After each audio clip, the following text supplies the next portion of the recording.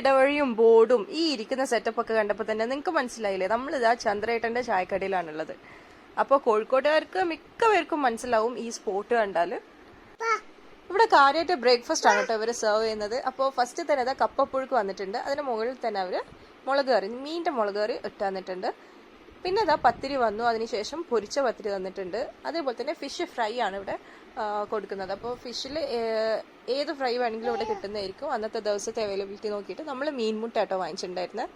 അങ്ങനെ ബ്രേക്ക്ഫാസ്റ്റ് ഒക്കെ കഴിഞ്ഞ് അവിടുന്ന് ഒരു കടലമുട്ടായും വാങ്ങിച്ചു കഴിഞ്ഞിട്ട് നമ്മളിത് അങ്ങനെ പോവാണ്.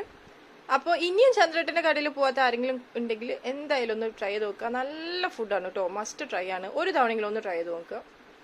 അപ്പോൾ ബൈ.